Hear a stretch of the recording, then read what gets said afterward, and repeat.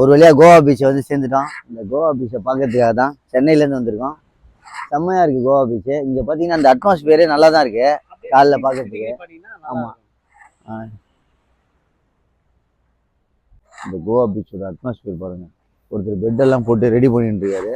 எதுக்கு பெட்டு போடுறாரு? சன்லைட். ஓ அப்படியா? சன்லைட். ஓ ஓகே ஓகே. ஆக்சுவலா சன்லைட் வாக்கிங் பார்த்திருப்பீங்க, இங்க சன்லைட் பாத்திங் அவ்வளவுதான். சன்பாத் பண்றதுக்காக எல்லாம் ரெடி பண்ணிட்டு இருக்காங்க. நாங்க சன் வர வரைக்கும் இங்க இருந்தோம்னா கண்டிப்பா நாங்களும் சன்பாத் பண்றோம். இதுதான் கோவா பீச் இப்போதைக்கு. நிறைய பேர் மீன் பிடிச்சிட்டு இருக்காங்க.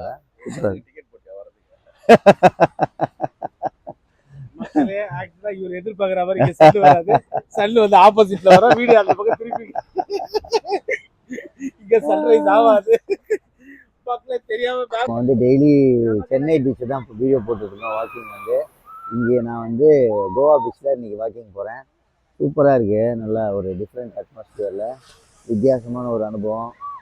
ரொம்ப நாளைக்கு அப்புறம் நான் முதல்ல கோவா வந்திருக்கேன். செம்ம எக்ஸைட்மெண்ட்டாக இருக்குது. அதுவும் இல்லாமல் இந்த சேர்லாம் ரெடி பண்ணிட்டுருக்காங்க. இது பார்த்தீங்கன்னா சன்பாத் இருக்குது. நம்ம முடிஞ்சால் ட்ரை பண்ணலாம். சன்பாத்து ட்ரை பண்ணோன்னா கண்டிப்பாக இதே வீடியோவில் சேர்ந்து வரும். அதையும் நீங்கள் பார்த்து என்ஜாய் பண்ணுங்கள். ஓகே.